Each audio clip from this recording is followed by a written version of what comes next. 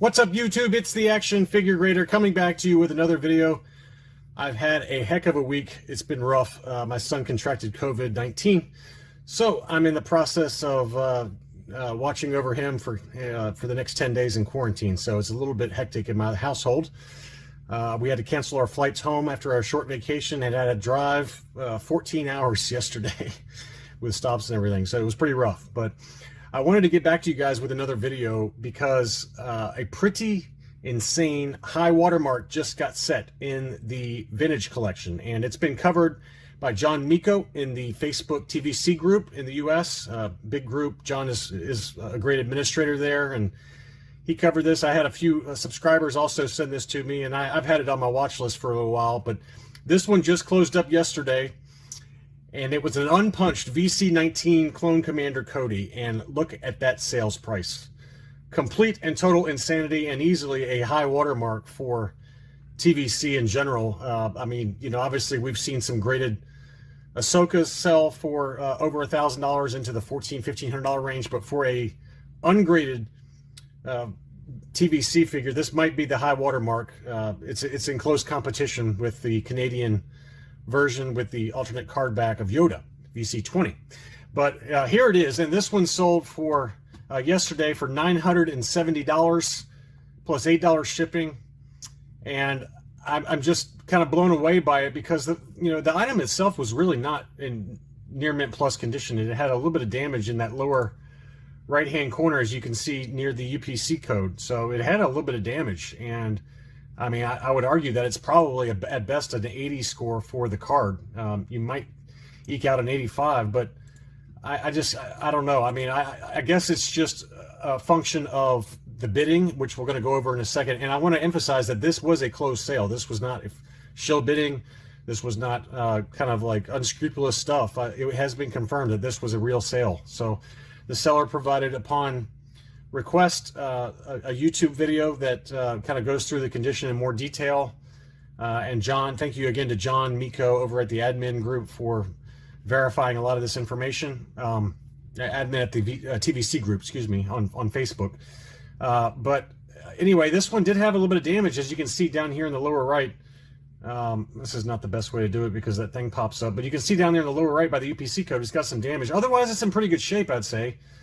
You know, I would argue it's probably an 85 score at best, but $970. I mean, what on earth is going on out there in the collecting world where this can go for $970? And I know that, you know, others have covered how rare it is to find these early unpunched figures, but I just cannot justify 5 and 6 times what a standard punched Cody goes for, as well as the foil. I mean, you can get a beautiful foil for, you know, let's call it 200 to $250.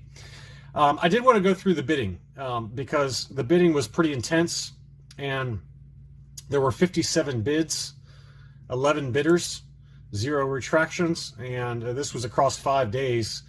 And as John Miko pointed out, you know, right around the $790 or $800 mark, 2 bidders appeared to be kind of going at it. So this is a case where 2 bidders just would not let the item go, and they were bound and determined to get it.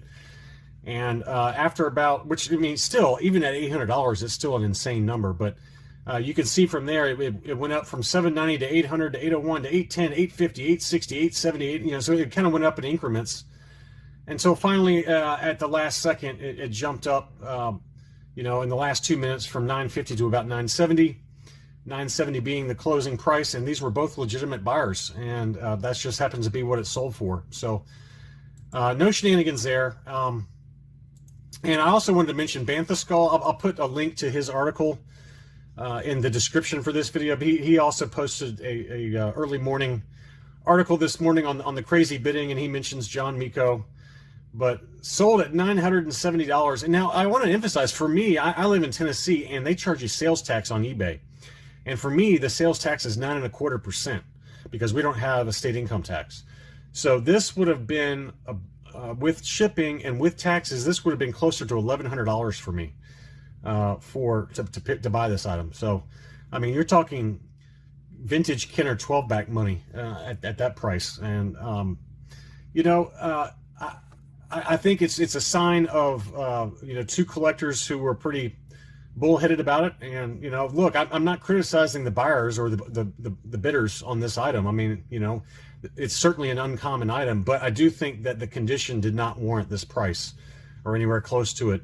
I mean, we've seen some really high grade unpunched examples of like the Anakin on the Revenge of the Sith card that have sold in the $400 and $500 range. We've seen I believe VCO4, the Luke Bespin unpunched graded, that sold for $500.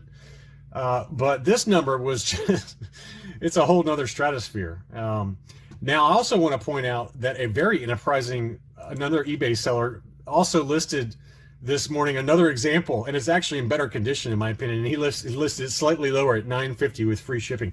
It's already got 20 watchers in less than 24 hours. So that was a really brilliant move by his part.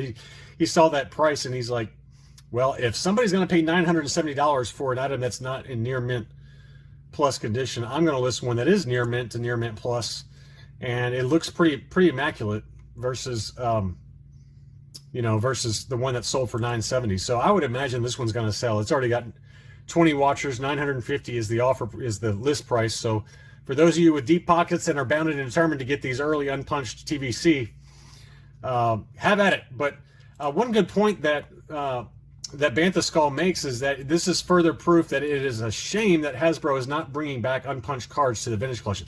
Now, I thought I heard a rumor that they were going to be bringing those back, and maybe I'm wrong on that, but maybe it's the fact that, okay, they're shipping unpunched retro collection Marvel figures, which we've seen some of those nice Marvel retro collections. So why can't they do it for the TVC line? And I don't know, but I think that it would certainly create a buying frenzy, so to speak, with Hasbro. And I would think that Hasbro Direct could even charge a higher premium for unpunched, with the punch going to retail examples. So it's an opportunity that I think Hasbro is missing out on to kind of reintroduce the punch versus unpunched aspect.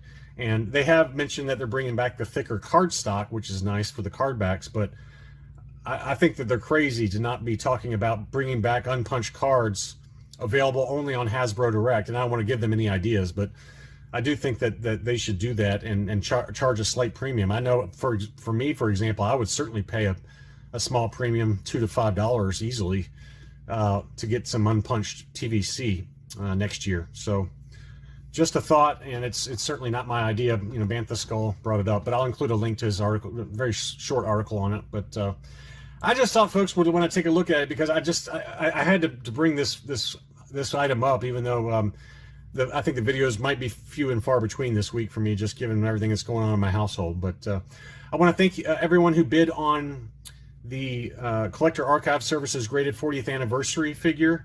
Kerry was the high bidder at $200, so I'll wait to get payment and shipping information from him. But I appreciate also all the others that contributed donations, and I'll be sure to name you guys formally in another video here later this week. So anyway, that's all I really had. I hope everyone is doing well and staying safe, and I'll be back soon.